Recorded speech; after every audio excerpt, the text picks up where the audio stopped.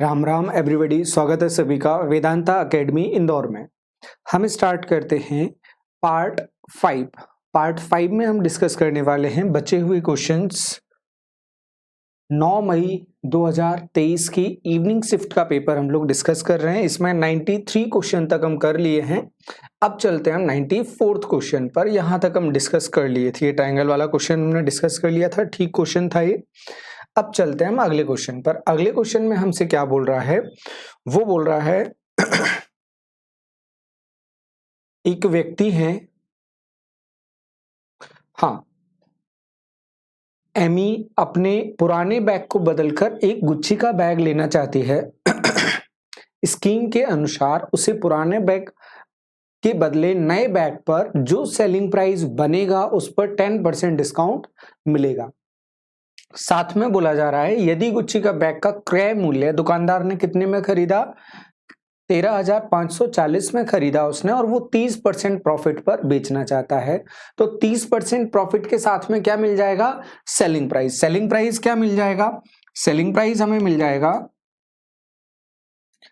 13,540 का 130%, ये होगा सेलिंग प्राइस। लेकिन उसने अपना पुराना बैग वापस किया है, पुराना बैग वापस किया है, तो इस सेलिंग प्राइस पर उसे 10% का डिस्काउंट मिलेगा। मतलब कितना करना पड़ेगा उसे, 90% पे करना पड़ेगा। और यही पूछ रहा है कितनी राशि का उसे भुगतान करना पड़ेगा, कितनी राशि पे करना पड़ेगी। इसे हम सॉल्व कर लेंगे।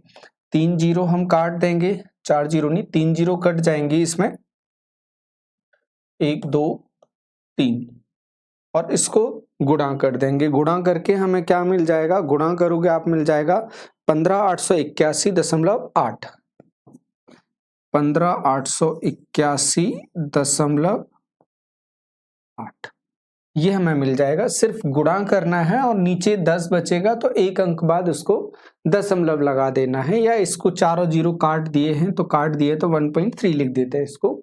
तो ये अपना आंसर बन जाएगा। इकाई के अंक से भी आंसर लग सकता था, हाँ लग सकता था इकाई के अंक से।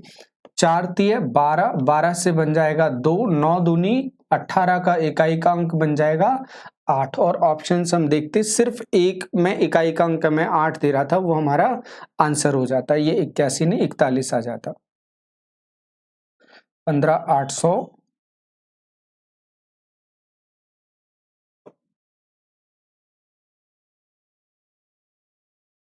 हाँ समझ लिया था हमने, तो ये आ जाता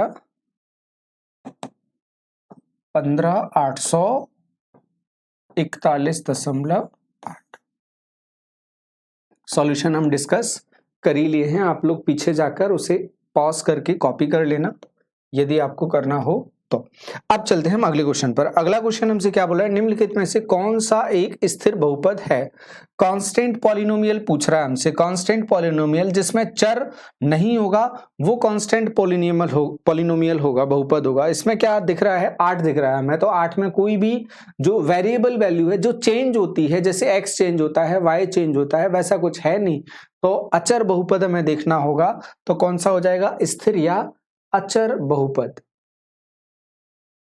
तो हो जाएगा ये 8, ऑप्शन नंबर सी।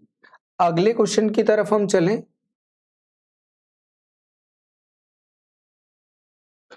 अगला क्वेश्चन हमसे बोल रहा है एक आयताकार हॉल की चौड़ाई इसकी लंबाई की 2/5 है। तो हम डायग्राम इसका बना लेते हैं। 2:5, लंबाई की 2/5 है, तो लंबाई कितनी हो जाएगी 5x, और ये हो जाएगी 2x। अब बोल रहा है यदि फर्श का क्षेत्रफल 1000 है। क्षेत्रफल कैसे निकालते हैं, लंबाई गुणा चौड़ाई, इसका गुणा कर देंगे। तो ये गुणा करेंगे 2x गुणा 5x बराबर 1000। तो 5 दूनी कितना होगा 10, ये 1 जीरो कट गया। एक्स स्क्वायर बराबर 100, तो x बराबर कितना 10। x बराबर अगर 10 आ गया तो ये 5 धाम कितना होगा 50, और ये 2 धाम कितना होगा 20। 5 10 50, 2 10 20। क्या पूछ रहा है, लंबाई और चौड़ाई का अंतर। तो रिक्वायर्ड है हमें डिफरेंस। डिफरेंस किसका, 50 और 20 का डिफरेंस आ जाएगा 30 या 3x पूछा है, कुछ भी निकाल देते, 3x ये आ गया 30। इसमें भी क्वेश्चन में बहुत कुछ नहीं था, चल सकते हैं हम आगे। अगले सवाल पर चलते हैं।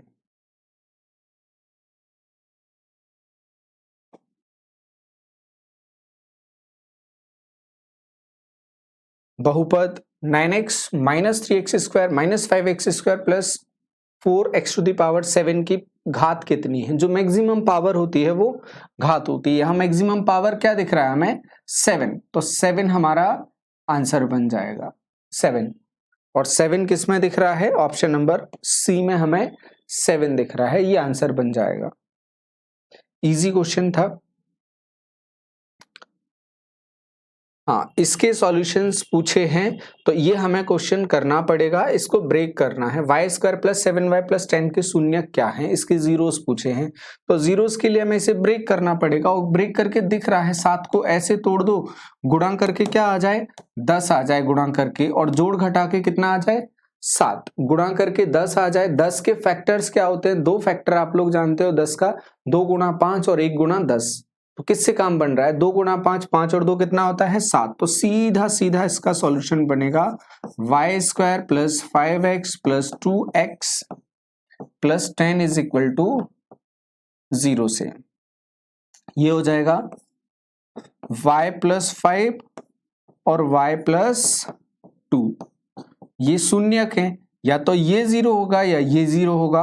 दोनों को हम 0 करेंगे, 5 उस तरफ जाएगा -5 हो जाएगा, 2 उस तरफ जाएगा -2 हो जाएगा। तो आंसर आ जाएगा -2 और -5, -2 और -5, -2 और -5, ऑप्शन नंबर ए। ये भी संदेह वाला क्वेश्चन नहीं है, इजी था, फैक्टर भी इजी था, वही पूछा था अपन से।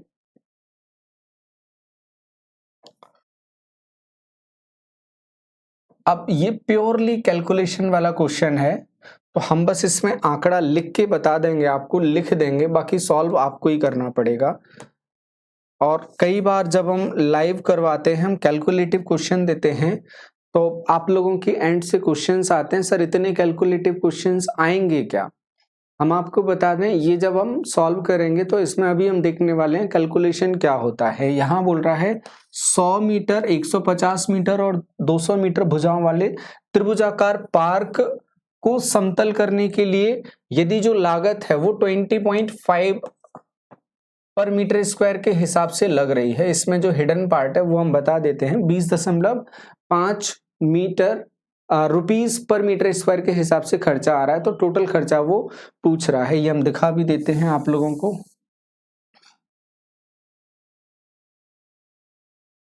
देखो 20.5 रुपए प्रति वर्ग मीटर की रेट से खर्च वो पूछ रहा है, कितना होगा टोटल वो हमें निकालना है। तो सबसे पहले हमें क्या करना पड़ेगा, हमें करना पड़ेगा इसका एरिया निकालना है। एरिया किससे निकालोगे, क्षेत्रफल आपको तीनों भुजाएं दी हैं, अब समकोण भी दिख नहीं रहा है, समकोण नहीं दिख रहा है तो फिर हेरोस फॉर्मूला पर जाना पड़ेगा। हेरोस फॉर्मूला हम लगाएंगे तो हमें सेमी पेरीमीटर चाहिए, अर्ध परिमाप a प्लस बी प्लस सी बटा 2। तो तीनों को जोड़ के आधा करना है, 200, 150, 350, 450, 450 का आधा कितना होगा 225, और 225 फिर इसे सॉल्व करने जाएंगे हम, क्षेत्रफल निकालेंगे। क्षेत्रफल क्या होता है, under root of S, S minus A, S minus B, S minus C. तो लिखते हैं एस की जगह 225 और 225 के बाद अगला 225 में से ए घटा दो, 100 घटा दो, 125 बचेगा, और फिर 225 में से 150 घटाओगे तो 75 बचेगा, फिर 225 में से 200 घटाओगे तो 25 बचेगा। इसमें से बाहर क्या आएगा, 225 से बाहर आ जाएगा 15, 225 से बाहर आ जाएगा 15। फिर उसके बाद 125 में से क्या अलग कर दें, 5 अलग कर दो, 25 बचा, तो 25 से बाहर क्या आ जाएगा 5। फिर ये 75 में से 3 अलग कर दो तो बचा कितना 25, 25 से 75 होता है ना, तो 25 अलग कर दिया, उससे बाहर आ गया 5, और आखिरी 5 में से बाहर आ जाएगा 5। इसका एक 5 बच गया, इसका एक 3 बच गया, तो 3 गुणा 5 हो जाएगा 15। आप लोग सॉल्व कर लेना, किसी भी मेथड से आप करते हो। जिससे भी ये आ जाएगा। अब आपको √15 का वैल्यू पुट करना है। आप चाहे इसमें √3 इंटू √5 कर लें या कुछ भी कर लें, या √15 का सीधे कर लें, तो ये इसका आंसर आ जाएगा 7261.843। 7261.843 ये आएगा मीटर स्क्वायर में एरिया। और हमें क्या चाहिए, हमें चाहिए कितना पैसा खर्च होगा। तो 7261.843 में हमें गुणा करना पड़ेगा 20.5 से। इससे हमारा आंसर बनेगा 1488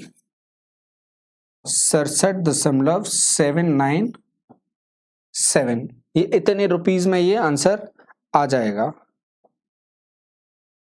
ये कैलकुलेशन ही है प्योरली, हमने भी पहले ही करके रख ली थी। ये अजीब लग रहा था तो कैलकुलेशन इसकी करके रख ली थी, और ये आता है क्वेश्चन आप लोगों के सामने है। तो अगर हम पाई वगैरह को लेकर क्वेश्चन दें तो उसमें बहुत आश्चर्यचकित हमें नहीं होना है, एक दो क्वेश्चन दिख जाते हैं। और अगर हमें डिफरेंस बनाना है कि हमें क्वेश्चन तो पता है क्या करना है पर मन नहीं हो रहा है, तो मन को करना है, हमें उसकी प्रैक्टिस करनी है, जिससे हम थोड़ा सा हैबिचुअल हो जाएंगे कैलकुलेशन के, तो डरेंगे नहीं। हम डरते तो नहीं है, खैर इरिटेशन टाइप का होता है, तो उनसे बाहर रहना है हमें। सिलेक्शन चाहिए, नंबर लाने हैं। कौन सा एक स्थिर बहुपद नहीं है, कांस्टेंट पॉलिनोमियल नहीं है। कांस्टेंट मतलब जिसमें कोई भी चर अवेलेबल, अच्छा स्थिर बहुपद नहीं है, वेरिएबल अवेलेबल है। तो 9x, x यहां पर दिख रहा है तो ये वेरी करता है, विचलित तो इसकी वैल्यू वो वेरी करती है, इसलिए इसे क्या कहा जाता है, चल बहुलक या चर बहुलक। x यहां पर चर हो जाता है जो वेरी करता है।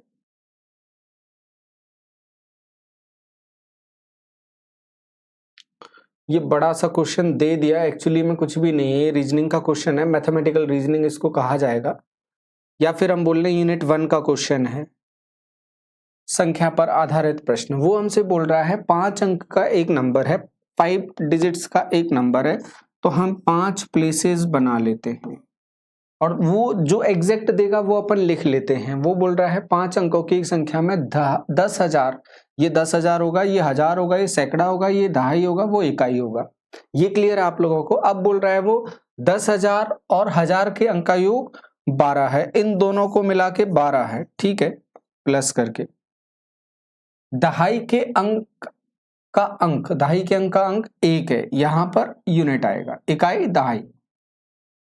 और इकाई के अंक से ये क्या है, 3 कम है, ये 3 कम है, तो ये 3 क्या होगा, ज्यादा होगा।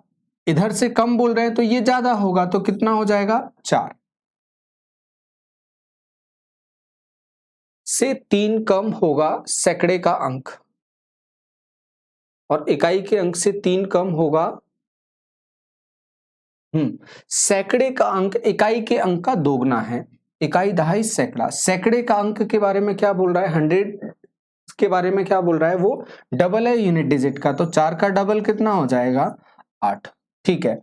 और 10,000 के अंक से 5 अधिक है, कौन सा, सैकड़े का अंक। ये 10,000 से 5 ज्यादा है, इधर से 5 प्लस हो रहा है, तो वापस जाएंगे तो क्या कर देंगे, -5 कर देंगे, जो कितना आ जाएगा, 3 आ जाएगा। और इन दोनों को मिला के क्या बोला है, 12 बोला है, 3 ये हो गया, तो बचा कितना, 9। 39814 हमारा आंसर बन जाएगा। एक बार और पढ़ोगे आपसे आ जाएगा, हम वापस पढ़ेंगे तो फिर कंफ्यूजन बढ़ेगा, इसलिए अब आपकी जिम्मेदारी पर इस प्रश्न को छोड़ दिया जाता है। पर्याप्त आप लोगों को इसमें समझा दिया है और इस प्रश्न को कर दिया गया डिलीट। बड़ा अच्छा सा प्रश्न बनाया था इनने और इसको करना पड़ गया डिलीट। डिलीट इसलिए करना पड़ गया कि इसको आप हिंदी में पढ़ नहीं सकते, हम आपको समझाएंगे इसे, इस क्वेश्चन को हम अभी समझाएंगे आपको, इंग्लिश में ही लेकर हम समझाएंगे। तो पहले हम समझ लेते हैं इसकी कहानी है क्या, ये कहना क्या चाहता है प्रश्न में। हिंदी में तो एक समचतुर्भुज का क्षेत्रफल ज्ञात कीजिए जिसके तीनों वृत्त एक वृत्त की परिधि पर स्थित हैं और चारवें शीर्ष पर 14 सेंटीमीटर त्रिज्या वाला वृत्त का केंद्र है। तो उससे बेहतर है कि हम इसको इंग्लिश में पढ़ लेते हैं, इंग्लिश में इजी है पढ़ने में भी,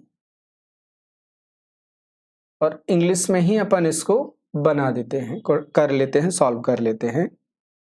देखो क्वेश्चन बोल रहा है find the area of rhombus. समचतुर्भुज का अपन को क्या बताना है, क्षेत्रफल बताना है, एरिया ऑफ रोम्बस बताना है। 3 vertices lie on the circumference of a circle, जिसके जो 3 शीर्ष हैं वो ये अपना रोम्बस समचतुर्भुज के शीर्षों पर स्थित है। किस तरह से हैं, कुछ इस तरह से देखो,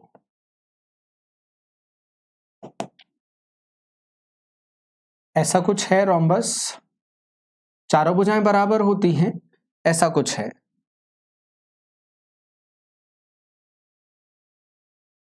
ऐसा, और ये तीनों वर्टाइसेस पर है, एकदम परफेक्ट डायग्राम बना है, ये तीनों वर्टाइसेस पर हैं और ये क्या है, उसका केंद्र है, ये O है, ये है।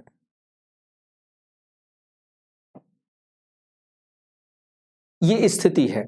अब इस स्थिति में आप समझ रहे हैं वो ये जो विकर्ण होगा ये क्या है, रेडियस या ए मान लें, ये भी ए होगा। तो यहां से जो खींचेंगे, चाहे आप इन दोनों को त्रिज्या बोलो, इसे भी क्या बोलना पड़ेगा, त्रिज्या बोलना पड़ेगा, लेकिन इस चतुर्भुज के लिए तो क्या है, ये विकर्ण है। त्रिभुज के लिए, चतुर्भुज के लिए, समचतुर्भुज के लिए, रोम्बस के लिए क्या डायगोनल है। ठीक है, अब हम चलें, वो बोल रहा है सर्कल विद रेडियस 14 सेंटीमीटर, यहां से जो सर्कल बन रहा है वो 14 सेंटीमीटर त्रिज्या वाला है। ठीक है, तो a बराबर क्या दे रहा है, वो 14 दे रहा है, a बराबर 14 दे रहा है, चारों भुजाएं बराबर होती हैं तो ये भी कितना होगा, a होगा। ये क्या बन गया, एक समबाहु त्रिभुज बन गया, ये एक समबाहु त्रिभुज, तो ये भी एक समबाहु त्रिभुज। तो हम एक का क्षेत्रफल निकाल लेते हैं, 2 से गुणा कर देंगे, दोनों का क्षेत्रफल आ जाएगा।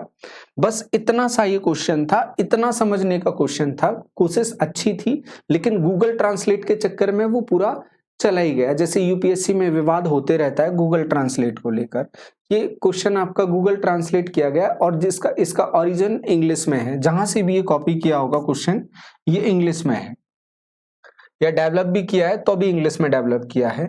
अपन को तो क्षेत्रफल लिखना है। क्षेत्रफल क्या होता है, √3/4 a², a की जगह कितना 14 a², लेकिन ऐसे कितने त्रिभुज हैं, 2 से काटेंगे इसको 2 बार, 2 से इसको काटेंगे 7, 14 7 कितना हो जाता है, 98 हो जाता है।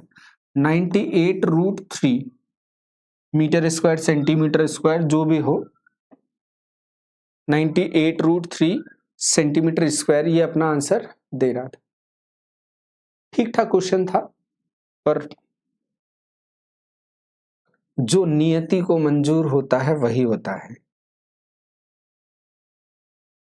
ये खुद को सहलाने के लिए या समझाने के लिए शब्द बोले जाते हैं, नियति को जो मंजूर होता है, क्योंकि जहां अपन कुछ कर नहीं सकते वहां अपन को खुद को दिलासा देने के लिए कुछ ना कुछ सेंटेंसेस या कुछ ना कुछ लाइंस चाहिए होती हैं जो हमें बता सके कि हम यहाँ पर असहाय, मजबूर हैं, यहाँ हमारी कोई ताकत नहीं चलती। अन्यथा इंसान इतनी जल्दी हार नहीं मानता, वो रास्ते निकाल ही लेता है। रूबिक क्यूब, रूबिक क्यूब्स क्या होते हैं, रूबिक क्यूब्स होते हैं जिनसे बच्चे खेलते हैं, कलर वाले क्यूब्स को बोला जाता है रूबिक क्यूब्स। तो यहाँ फोटो हम लेकर नहीं आए रूबिक क्यूब का। इसमें एक फलक में 4 पंक्ति और 4 स्तंभ है, तो वो घन 4 पंक्ति और 4 स्तंभ, तो वो दिखेगा कैसा एक्चुअली में, वो इस तरह से रहेगा, ये रहेगा। नंबर ऑफ ब्लॉक्स कितने होंगे, 4x4 का है तो 16 होंगे। अब देखो पंक्ति इस तरह से देखोगे, हम बॉक्स ले लें, एक बॉक्स से समझाना इजी होगा, ले लेते हैं हम बॉक्स। देखो ठीक है, ये ले लिया, ये बॉक्स हमने लिया। यहां से देखो इसमें फेसेस कितने होते हैं, फलक कितने होते हैं, एक ये, एक इसके जस्ट पीछे, एक ये इसके जस्ट पीछे, ये एक ऊपर, इसके जस्ट पीछे, ये नीचे। कितने फलक होते हैं? 6। अगर हम देखें, वो बोल रहा है घन में पंक्तियों और स्तंभों की कुल संख्या ज्ञात कीजिए। अगर हम रो देखें, पंक्ति देखें, यहां से हम देखें 1 2 3 4, और क्या इन्हीं को वापस हम पीछे से गिन लें? नहीं गिन सकते, सेम तो है। तो यहां कितनी हो जाएंगी? 4 पंक्ति और 4 स्तंभ, ये हो गए। फिर उसके बाद इस तरफ से देखोगे 4 और 4, 4 गुणा 4 कितने हो जाएंगे? 16। या यहां से और यहां से जोड़ लो, कितने हो जाएंगे? 8 इस तरफ से लोगे, 8 इस तरफ से, 16। फिर 8 और 8, 16, 8 और 8, 16। तो पेयर के हिसाब से कितने हो जाएंगे टोटल? पेयर के हिसाब से हो जाएंगे टोटल 16 तिये 48, पेयर के हिसाब से। तो 48 हो जाएंगे। एक ही तरफ से हमें गिनना है। अच्छा, ये ऊपर ले गए थे, आंसर तो दिख ही गया था। तो ये कितने हो जाएंगे? 48। और पेयर के हिसाब से एक तरफ का गिनना, दूसरी तरफ से गिनने की हमें जरूरत ही नहीं है, तो एक तरफ के हम डबल कर देंगे। तो 8 का डबल 16, 16 तिये 48। ये अपना सॉल्व हो जाएगा। रीजनिंग का क्वेश्चन था ये, ठीक क्वेश्चन था। ठीक इसलिए बोला हमने किताब में उसका प्रैक्टिस नहीं मिलेगा।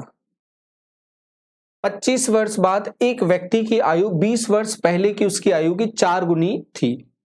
तो अनुपात हम कितना लिखेंगे? ये लिखा हमने 4:1। अंतर कितना? 1:4। अंतर कितना? 3। और वो बोल रहा है 20 वर्ष पूर्व, 25 वर्ष बाद, ये आफ्टर 25 ईयर्स है, ये बिफोर 20 ईयर्स है। 20 और 25 कितना? 45। अंतर है इनका 45 साल। तो एक यूनिट कितना हो जाएगा? एक यूनिट हो जाएगा 15 साल। तो वो 20 साल पहले कितना था? 15 का था। तो आज कितने का हो जाएगा?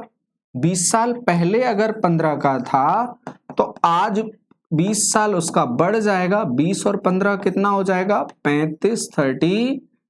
और यही 35 अपन से ऑप्शन में बोला है, ढूंढ कर बताओ ये 35 कहां पर है। हमने ढूंढ लिया, ये 35 ऑप्शन नंबर डी में अवेलेबल है। तो अगला क्वेश्चन देखते हैं हम। अगला क्वेश्चन भी हमारा कैंसिल हो गया, हालांकि क्वेश्चन में ही दम नहीं था। ये क्वेश्चन कैंसिल कर दिया गया। क्यों कर दिया गया? हमें तो सॉल्व करके बताना है। गलत अथवा सही हमने कोशिश की है कि हम क्वेश्चन को सॉल्व करके बताएं, चाहे 2018 के क्वेश्चंस हो या 2023 के क्वेश्चंस हो। हमने कोशिश की है कि हम क्वेश्चंस को आपको सॉल्व करके देंगे। अब चलते हैं हम क्वेश्चन पर, देखते हैं क्वेश्चन क्या बोल रहा है। क्वेश्चन आप लोगों से बोल रहा है, फ्रैक्शंस दे रहा है वो 5/4, 5/4। ये इसे इम्प्रॉपर फ्रैक्शन कहा जाता है। इम्प्रॉपर फ्रैक्शन कहा जाता है। इम्प्रॉपर फ्रैक्शन को कन्वर्ट किया जा सकता है मिक्स्ड फ्रैक्शन में। इम्प्रॉपर फ्रैक्शन को मिक्स्ड फ्रैक्शन में किस तरह से कन्वर्ट किया जाता है? देखो, उसे कन्वर्ट करने के लिए आप क्या करोगे? उसे इम्प्रॉपर कहने का रीजन क्या है? उसे इम्प्रॉपर कहने का रीजन होता है कि उसका जो हर है वो बड़ा होता है, सॉरी हर छोटा होता है। हर छोटा है तो फिर भाग लगा देते हैं। हम हर से भाग लगाते हैं, 4 से 5 में लगाएंगे, एक बार जाएगा और इसे कैसे लिख देंगे? 1। बचेगा कितना? 1/4। ये मिक्स्ड फ्रैक्शन को हमने ब्रेक करके लिख दिया।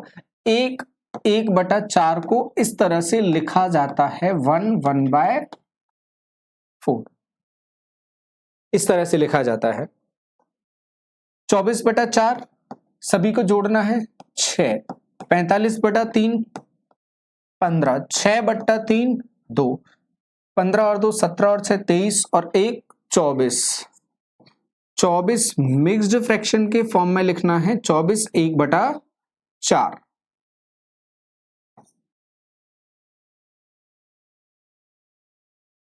वो क्या दे रहा है? 24 1/4 तो लिख रहा है लेकिन वो ब्रैकेट में लिख दिया, और इसका मतलब होता है इनटू होगा बाहर आके, क्योंकि ब्रैकेट के बाहर इनटू होता है, इसलिए इस क्वेश्चन को गलत ही कर दिया। किसी का ये गलत हुआ था और इस चक्कर में उसने हटवा ही दिया क्वेश्चन।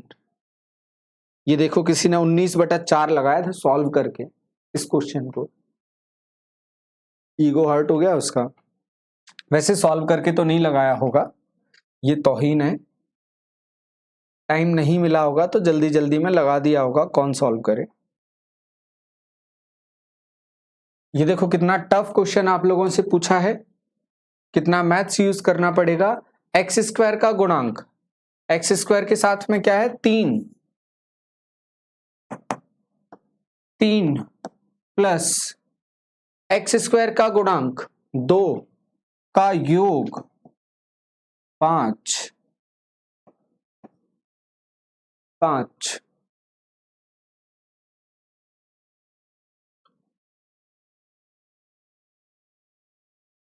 अगला प्रश्न,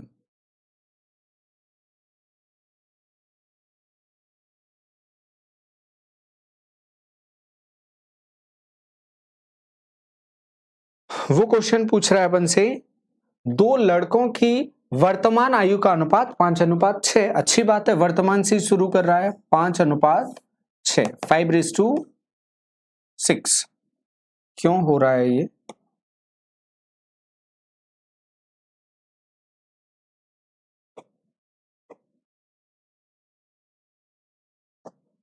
खुल जा सिमसिम।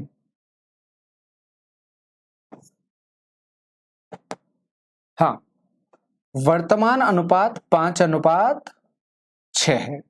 4 वर्ष बाद रेशियो कितना हो जाएगा 6:7। हर 4 साल में कितना यूनिट बढ़ रहा है? ये 1 यूनिट बढ़ गया। कितने साल लगे? 4 साल। कितने यूनिट बढ़ाना है? 20 साल बाद देखना है। तो 4 का कितने गुना? 5 गुना। तो कितने यूनिट बढ़ जाएगा? 5 यूनिट बढ़ जाएगा। तो यहां से 5 यूनिट बढ़ाओगे तो +5 करोगे तो कितना हो जाएगा 11, और यहां से 5 यूनिट बढ़ाओगे 10। 10:11, 10:11। ये ज्यादा शॉर्ट हो गया, चलो थोड़ा सा खींच देते हैं इसको। 5:6 है, 6:7 है, 1 यूनिट का अंतर है। जबकि सवाल क्या बोल रहा है? 1 यूनिट है कितना? 4 साल। 1 यूनिट है 4 साल। तो वर्तमान कितना हो जाएगा? वर्तमान हो जाएगा उसका 20 और 24। 20 साल बाद कितना हो जाएगा? ये 20 जोड़ दोगे 40 और यहां 20 जोड़ दोगे 44। अब अच्छा लगेगा, ये कितने से काटोगे इसको? 4 से काट दोगे, 10:11। हाँ, आप चाहो इसे एक बार और सुन सकते हो। 6 से 7 और 5 से 6 हमें दिख रहा है दोनों 1-1 यूनिट बढ़ रहा है, और अंतर भी क्या है? कांस्टेंट है। 5 और 6 का अंतर 1, 6 और 7 का अंतर 1, मतलब रेशियो ठीक दे रहा है, एक्चुअल कहानी में चल रहा है। हमने देखा ये 1 यूनिट बढ़ने में कितने साल लगे? 4 साल। और हमें कितने साल बढ़ाने हैं? हमें बढ़ाने हैं 20 साल टोटल। तो अभी से अगर 20 साल बढ़ाने हैं तो यूनिट कितनी बढ़ानी है? 5, क्योंकि 1 यूनिट में कितना आ रहा है? 4 वर्ष आ रहा है, तो 5 यूनिट बढ़ानी है। तो 5 यूनिट बढ़ा देंगे, 6 और 5 11, 5 और 5 10। ये हमारा आंसर बन जाएगा। कोई समस्या नहीं होगी इसमें। चल देते हैं अब आगे।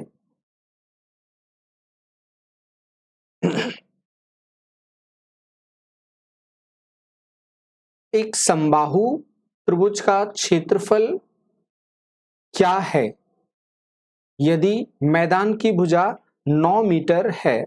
समबाहु त्रिभुज का क्षेत्रफल अभी अपन लिखे कितना होता है? √3/4 a स्क्वायर।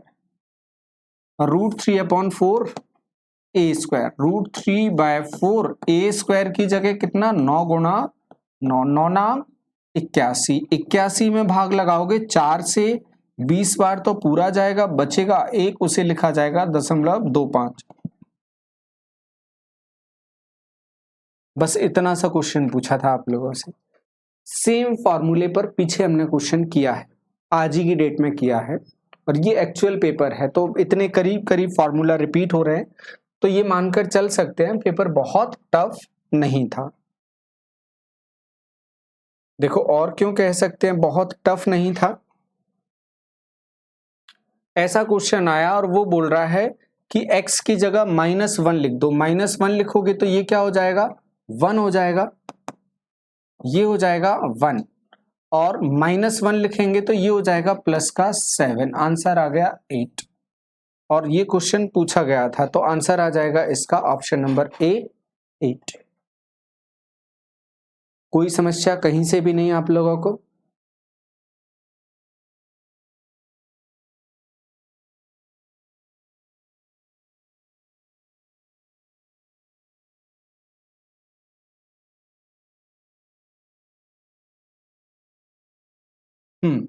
अब देखो क्वेश्चन क्या बोल रहा है हमसे। क्वेश्चन बोल रहा है त्रिभुज एबीसी में बी पर समकोण है, BD is perpendicular to AC. B पर राइट एंगल बन रहा है, तो इसका फोटो बना लेते हैं हम।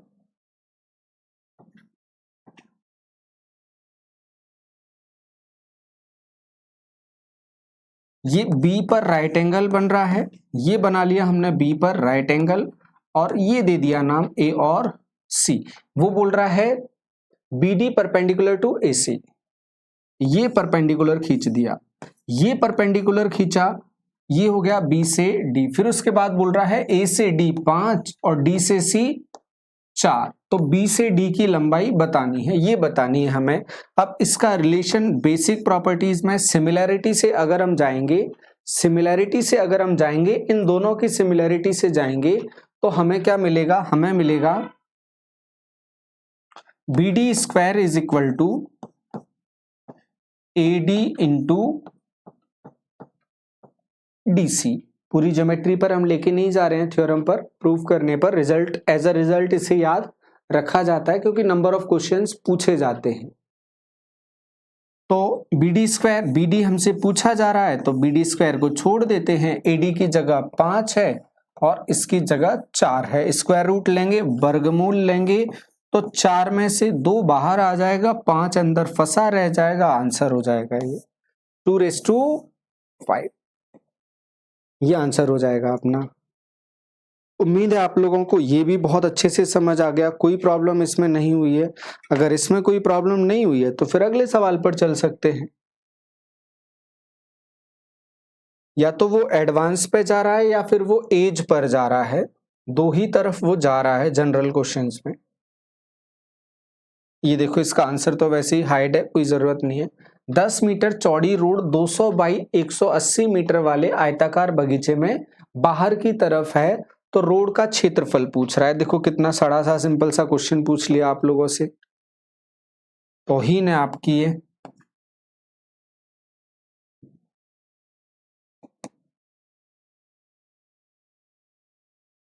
ऐसा कुछ है और अंदर ये इस टाइप से रोड बन रहा है। रोड बना देते हैं अपन ब्लू से, ये रोड बन रहा है। इसकी चौड़ाई कितनी है? इसकी चौड़ाई है 10 मीटर। इसकी चौड़ाई 10 मीटर है। 10 मीटर कब है? जब अंदर की कहानी हमें पता है। अंदर की कहानी क्या है? अंदर है 200 180, ये अंदर 200 है और यहां पर 180। आप बहुत आसानी से समझ सकते हैं, 10 इसमें यहां बढ़ गया और 10 यहां बढ़ गया, तो 180 और 10 190 और 10 200, तो ये चौड़ाई हो जाएगी बाहर की 200। लंबाई देखने जाओगे, 10 यहां बढ़ गई और 10 यहां बढ़ गई, तो कितनी हो जाएगी? 220। बस आपका सवाल हो गया। बाहर वाले आयत में से अंदर वाला आयत माइनस कर दो, आपका आंसर आ जाएगा। कैसे कर दें सर माइनस? इतनी बड़ी कैलकुलेशन, तो 220 गुणा 200 माइनस 180 गुणा 200, दोनों में 200 दिख रहा है, 200 बाहर लेंगे तो 220 में से 180 घटाना पड़ेगा, 200 बाहर ही पड़ा है। 220 में से 180 घटाया 40 आ जाएगा, 4 दूनी 8 हो जाएगा, तीनों जीरो जैसे के तैसे लिख दिए जाएंगे और 8000 आंसर आ जाएगा। आगे आई क्वेश्चन, समझा दिया है हमने, आसान था आप लोगों के लिए, समझ में आ गया आपको। हो गया ये क्वेश्चन। अब चलते हैं अगले प्रश्न पर। ये 8000 आंसर पिछले वाले का। अगला प्रश्न बोल रहा है एक आयत की परिमाप बताओ जिसकी भुजाएं 22 जिसकी लंबाई 23.5 और चौड़ाई 16.5 है। बहुत इजी क्वेश्चन है, सीधा साधा सा प्रश्न है। एक मिनट रुको।